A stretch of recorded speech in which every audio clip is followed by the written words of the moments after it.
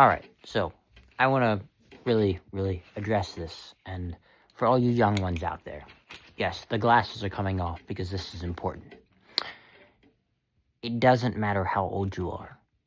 The most important thing about life is literally being yourself and not letting anyone in this world, prevent you from being your true, authentic self. It doesn't matter how you were raised. It doesn't matter what household you were brought up in.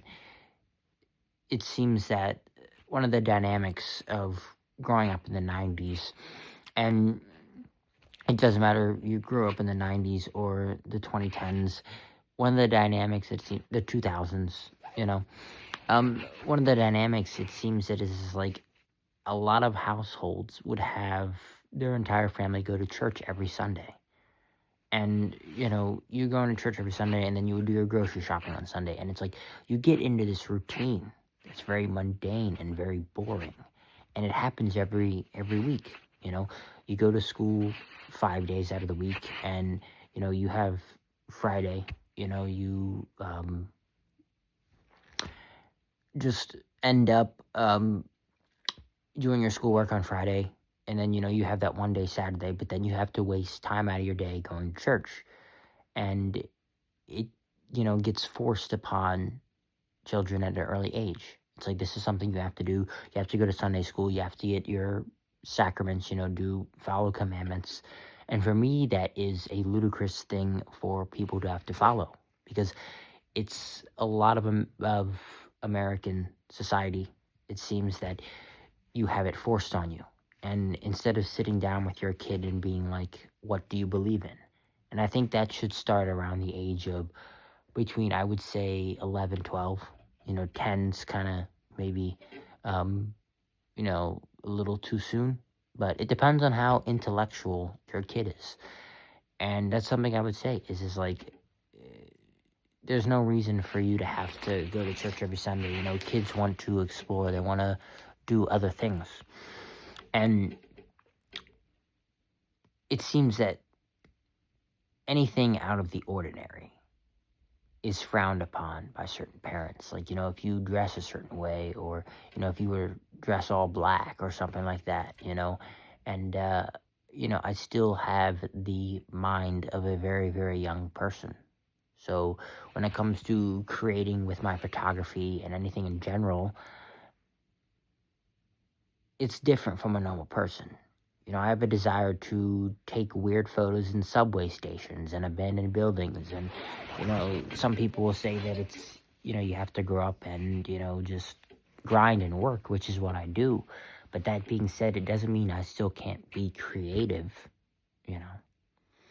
Like, certain parents will have an issue with having your hair like this, but it is your hair and your body, For anyone who ends up watching this, however old you are, like I said, you didn't ask to be born.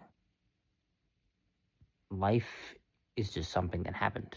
You somehow just came into existence through another human, and you were brought into this world. And you have your own free will. And the saddest part about me growing up was not using my free will, following every rule, conforming to society, and not taking risks out of fear. You can't let fear control you. I'll give you a prime example. I loved photography, and I still do. When I was back in high school, I used to ride the bus for sporting events. The girls' field hockey team. There were plenty of girls that I was attracted to, wanted to ask out, but I was always afraid to ask them. My date to prom, gorgeous. I had just hella feelings for her, but I never knew how to act on them, and just have the guts to tell them how I really felt. And they knew, but it comes to a point where it's like you kind of have to just throw everything out on the table and just have the guts to just talk to them. And I know that's easier said than done depending on who you are as a person, but there's a lot of regret I have in my life from not making connections with people, even just friendships, I think a lot of kids get caught up in wanting that validation, and some people may want to make every guy, every girl, their boyfriend or girlfriend, and they just ask just basically anybody out continuously because they want that validation. And it didn't help the fact that I grew up an only child. Being adopted, it's difficult. You don't have that brother or sister to lean on for certain things. So it's like you do feel more lonely in the house. And it's like there's certain things I never spoke up about or talked about. So it does become difficult. But for anyone who is adopted and is young and in middle school or high school going through things that they didn't really talk about, it's important to speak up. You should make sure you have friends and make sure that you're out and doing things. And if you do have parents who are overprotective, you have to just kind of do what you want and kind of try to develop a boundary. That's why I made this video to kind of as I hope that you guys do see this. As someone who's in their 20s, I think it's important for people who are a lot younger than me to realize that this is your life. You don't always have to listen to your parents.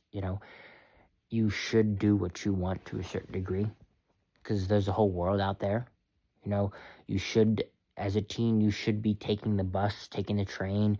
If you're afraid to drive, just try to get to places by other means. And if you do drive, do whatever you want. Drive to New Hampshire one day, in the fall. Don't be afraid to skip a day of school and just hang out with your friends. This is your life. School is kind of like a prison, unless you're following something and doing what you want in school. I mean, look at the food that they feed you in schools. They say prison food is better, But like I said, this is your life to do what you want. I love to explore abandoned buildings, and I still do it. Am I going to stop doing it? Probably not, So this goes out to anyone who feels like they are controlled by people, in their household. You don't have to deal with the controlling aspect of it. You can literally do what you want. Explore. Be free. You only have one life. Live on the edge. This has been OBC Explorers. Be safe out there.